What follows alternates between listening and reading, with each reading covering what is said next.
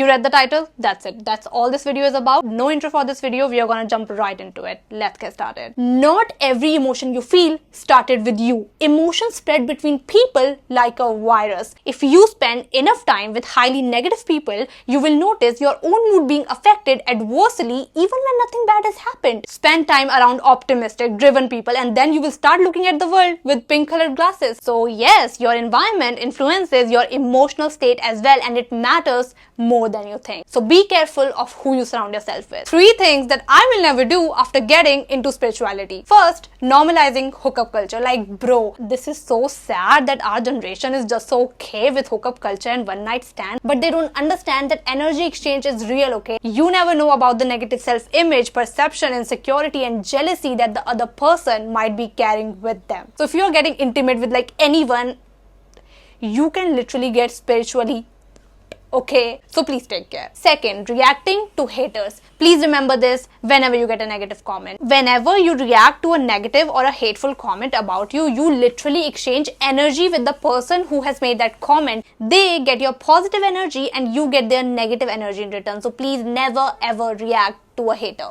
It's not worth it. Third, speaking negatively about yourself. This universe is like a mirror. When you don't think highly of yourself, universe will keep putting you in situations where other people also do not think highly of you. Your thoughts, beliefs, and action will always be mirrored back to you. The most dangerous mask is the one you forget you're wearing. Carl Jung called this your persona, which is basically the version of yourself that you present to the world. For example, the obedient student, the business owner. Now, according to him, this is not a bad thing. It's in fact vital to function in the society. However, it becomes a problem when you start over-identifying with your persona. Anytime something happens that contradicts your persona, you go crazy, you get so threatened. For example, if you didn't get the grades high or your sales slows down, that can make you go crazy. The solution to this is remembering your true self. Who are you when nobody's watching? What would you do if you were the only person on this entire planet? If money wasn't a constraint, then how would you spend your days? That's the real you. Stay connected to your real self and your persona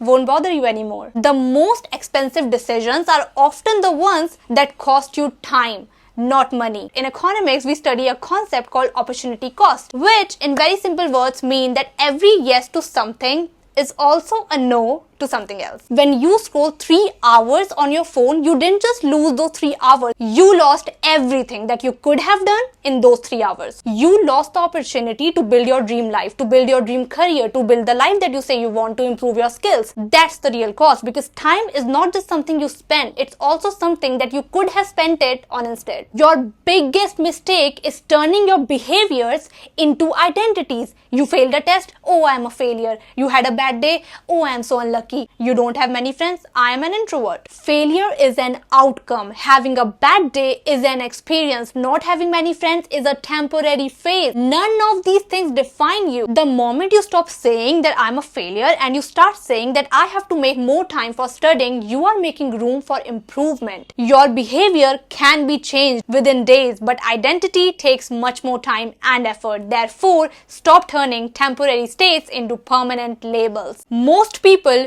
don't have any overthinking problem. They have an uncertainty problem. Example, if someone doesn't text you back, instead of saying, I don't know why, your brain instantly creates a story. I did something wrong. They hate me. They are ignoring me. This is known as cognitive closure. This is where your brain prefers a wrong answer over no answer. Why does this happen? Because your brain loves certainty. Therefore, a false explanation feels better than an unanswered question. The solution is to start asking yourself, do I actually know this, or am I just trying to get rid of uncertainty? This question can save you from overthinking, unnecessary stress, relationship drama, insecurity, you name it, because you will not believe every other story that your mind creates. You think that forgetting is your weakness when it's actually your brain's superpower. Neuroscience says that if your brain remembered every single thing with equal importance, like a random meme it's on social media, it will get filled with so much useless information. So forgetting isn't a flaw, it's actually a part of learning. But the question is, how will my brain know if something is important? By repetition. Meaning, the more you do or practice something, the more that thing becomes important to your brain. So the more you repeat that I'm not good enough, I'm not good enough, guess what? Your brain will take that as important information and believe it as something which is true. But the opposite is also true. So if you keep telling yourself that I'm so smart, I'm so intelligent, I can do effing anything, guess what? Whatever you keep repeating will become your reality.